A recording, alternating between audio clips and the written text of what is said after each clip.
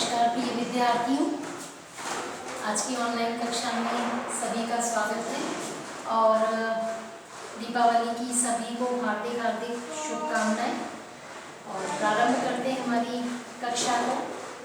आज हम यहाँ पर 5th यूनिट, आज हमारी प्रारंभ हो रही है यहाँ पर 5th यूनिट है सामाजिक परिवर्तन की प्रक्रियाएं। इसके अंतर्गत हम नियोजन को यहाँ पर विस्तृत रूप से आज हम इसको समझेंगे कि नियोजन क्या है, नियोजन के उद्देश्य क्या है और नियोजन की क्या विशेषताएं हैं।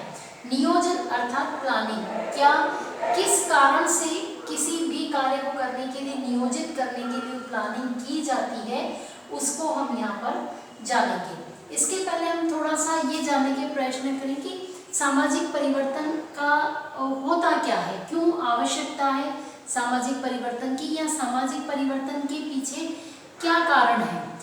जैसे हम इसे समझ सकते हैं कि सामाजिक संरचना में जब भी परिवर्तन होता है उसी को ही सामाजिक परिवर्तन की श्रेणी में रखा जाता है।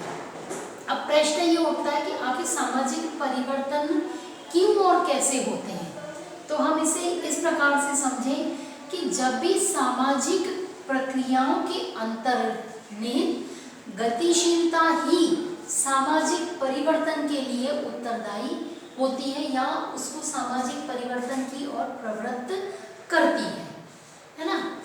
सामाजिक परिवर्तन को हम ये भी समझ सकते हैं कि जैसे मान लीजिए समाज का कोई आकार है, उसके भागों में या उसकी संरचना में या उसके संगठन में किसी भी प्रकार का यदि परिवर्तन होता है तो उसको भी हम सामाजिक परिवर्तन की श्रेणी में रखते हैं। ठीक है, तो हम बात करेंगे अब नियोजन की कि सामाजिक परिवर्तन में नियोजन की क्या भूमिका है। नियोजन सामाजिक परिवर्तन की एक प्रमुख प्रक्रिया है। जैसे मान लीजिए मनुष्य जो है उसकी एक अनंत आवश्यकताएं हैं और इसकी पूर्ति के लिए, व्यक्तिगत समृद्धि के लिए या फिर सामाजिक प्रगति के लिए क्या है, नियोजन बहुत ही एक आवश्यक तत्व है।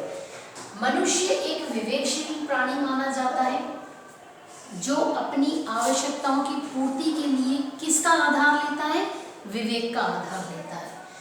और इसी आधार पर, नियोजन के ही आधार पर क्या करता है, वह व्यक्ति अपनी आवश्यकताओं की पूर्ति के लिए अपने योजनाबद्ध तरीके से कार्य को करने की कोशिश करता है, उसको कार्य को योजनाबद्ध तरीके से व्यवस्थित ढंग से करने का पूर्ण रूप से प्रयत्न वो करता है।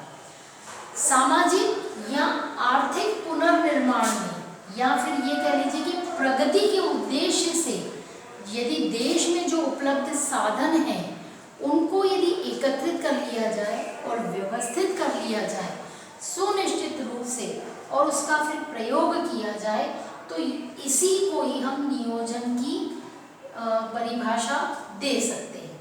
ठीक है, तो इसके अंतर्गत नियोजन के हम उद्देश्य समझें तो नियोजन के उद्देश्य क्या है। सबसे पहले हम ये समझें कि आर्थिक नियोजन जो है उसकी एक महत्वपूर्ण भूमिका है। स्थायी मूल्यों के आधार पर विकास की दर को हम लोग तेज कर सकते हैं, क्योंकि आर्थिक नींव मजबूत है तो नियोजन में सबसे जो पहला मुख्य बिंदु आता है आर्थिक। अर्थव्यवस्था यदि नियोजित नहीं है तो विकास की दर भी धीमी हो सकती है। दूसरी बात करें हम उद्देश्य में कि नियोजन का दूसरा उद्देश्य क्या है, तो हम पोषण और सुरक्षा से समझें। नियोजन का मुख्य उद्देश्य ही इस प्रकार का होना चाहिए कि समाज में सभी वर्ग के लिए उचित खाना, खाद्य, पोषण और सुरक्षा सुनिश्चित हो सके, तभी समाज प्रगति कर सकेगा और उस प्रगति के कारण ही समाज में परिवर्तन आएगा। और यही परिवर्तन में आने के लिए नियोजन जो है वो एक प्रक्रिया के रूप में सामने आता है। यदि हम दूसरी बात करें तो आत्मनिर्भरता, आत्मनिर्भरता भी एक नियोजन का मुख्य बिंदु माना जा सकता है। आत्मनिर्भरता के भी प्रयास ऐसे होने चाहिए कि वो ऐसा हो कि जिससे समाज देश मजबूत हो सके। और यदि हम इसी श्रेणी में आगे बात करें तो वो है रोजगार की। नियोजन के उद्देश्य के अंतर्गत यदि हम माने तो मूलभूत एक जो मूल बिंदु है वो है रोजगार है। समाज में एक ऐसी सुव्यवस्थित योजना होनी चाहिए कि जिससे यथासंभव पर्याप्त और अर्थपूर्ण रोजगार सभी को मिल सके। ऐसे रोजगार उनको पैदा करने का अवसर सभी को मिले और इसीलिए नियोजन में ऐसे रोजगारों को पैदा करना अनिवार्य होना चाहिए जिससे कि उस रोजगार से किसी समाज की प्रगति होगी और वही प्रगति फिर आगे विकास होने से परिवर्तन का कारण बनेगी। इसी बात को लेकर के हम बात करें दूसरे बिंदु की, नियोजन की विशेषताएं। तो क्या है नियोजन की विशेषताएं? नियोजन क्या है?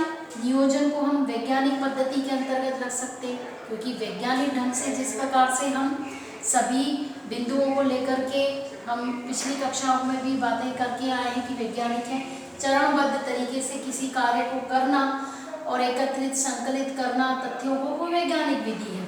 तो नियोजन भी क्या है? एक व्यवस्थित सुव्यवस्थित ढंग से एक प्रक्रिया है, तो उसे भी हम वैज्ञानिक मान सकते हैं। दूसरी बात करें हम विशेषता की नियोजन की, तो उसमें हम समय को ध्यान रख सकते हैं। तो नियोजन की जो विशेषता है वो समय कारक तत्व है। निर्धारित उद्देश्यों की पूर्ति के लिए निर्धारित समय में ही पूर्ण किया जाना ये एक महत्वपूर्ण कार्य है। उद्देश्य पूर्ण व्यवस्था होनी चाहिए। तो नियोजन में भी क्या है? एक पूर्व निर्धारित उद्देश्य पूर्ण व्यवस्था हो। नियोजन के अंतर्गत साधनों पर भी एक नियंत्रण रखा जाना चाहिए। और दूसरी बात हम करें कि वो है उपलब्ध समस्त जो सामग्री है, जो साधन है, उसका व्यवस्थित संचालन होना भी नियोजन की विशेषताओं के अंतर्गत माना जाता है। फिर हम बात करें प्रशासनिक की, तो प्रशासनीय संगठन भी इस नियोजन की प्रक्रिया में एक आधारभूत व्यवस्था है। जन भागीदारी, उसकी सहभागिता, जन सहभागिता भी इस व्यवस्था को सुदृढ़ बनाने में एक कार्य करती है। जन संपर्क भी एक अनिवार्य तत्व नियोजन की विशेषताओं के अंतर्गत माना जाता है। ठीक है, तो सामाजिक परिवर्तन क्या है और नियोजन क्या है, नियोजन की विशेषताएं और नियोजन के उद्देश्य, इन सब के बारे में आज हमने यहाँ पर पढ़ा। अगली कक्षा में दूसरे बिंदुओं को लेकर के आएंगे। तब तक के लिए धन्यवाद।